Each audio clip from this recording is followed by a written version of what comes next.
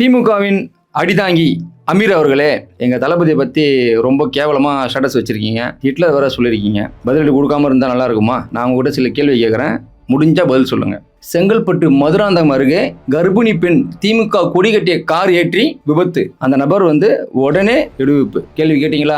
கோவை நஞ்சுண்டபுரம் கஸ்தூரி என்ற மூதாட்டி நகைக்காக கொலை. சென்னை ராயப்பேட்டை போலீஸ் பட்டப்பகலில் வீட்டின் உள்ளே நுழைந்து பெண்ணுக்கு பாலியல் சீண்டல். சிவகங்கை மானாமதுரை 9 போதை ஆசாமிகள் அறிவாளுடன் சுற்றி நின்ற இருவரை தாக்கிய சம்பவம். மருத்துவமனையில் இருவரும் அனுமதி. சென்னை வேசர்பாடி போதை ஆசாமிகள் கடையில் அராஜகம். தட்டி கேட்ட பெண் மீது பெட்ரோல் குண்டு வீச்சு. சென்னை ஊரப்பாக்கத்தில் வயதான நபர் 9 வயது சிறுமிக்கு பாலியல் தொல்லை. சென்னை ஓட்டேரியில் ஆட்டோ ஓட்டுநர் பெண் பயணியிடம் அத்துமீறல். கிருஷ்ணகிரி சாமல்பட்டி போதை வாலிபர் தாக்கியதில் ரயில் டிடிஆர் மண்டை உடைப்பு சம்பவம். கடலூரில் கேவலமான உணவு சாப்பிட்ட 26 அரசு பள்ளி மாணவிகள் வாந்தி மயக்கம், மருத்துவமனையில் அனுமதி. நெல்லை நாங்குநேரியில் சாதி ஆணவத்தால் வெட்டிய சம்பவம். 2 பேர் பலி, ஒருவர் தீவிர சிகிச்சையில் மருத்துவமனையில் அனுமதி. சென்னை கொடுங்கியூரில் நள்ளிரவில் பிளேடுடன் வீட்டுக்குள் புகுந்த மர்ம நபர் பெண்ணுக்கு பாலியல் தொல்லை. இது அனைத்துமே கடந்த ஒரு வாரமா நடந்த சம்பவங்கள். இதுக்கெல்லாம் பேசாத உங்க வாய்,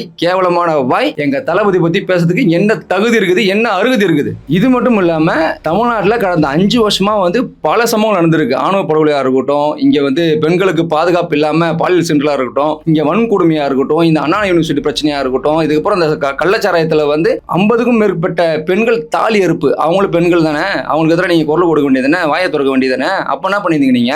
இந்த மாதிரி பல விஷயங்கள் இந்த 5 ஆண்டுகள் நடந்தா இருக்கு. இதுக்கெல்லாம் முட்டு கொடுத்து திமுக வாங்குற அடியில நீங்க இடையில நீங்க அடி வாங்கின்னு இருக்காதீங்க, சரிங்களா? இதோட நிப்பாட்டிக்கங்க. நியாயத்துக்காக குரல் கொடுங்க, சரின்றது பேசுங்க. இந்த மாதிரி தீய சக்தி ஆட்சிக்கு முட்டு கொடுக்காதீங்க மிஸ்டர் அடிதாங்கி அமீர் அவர்களே.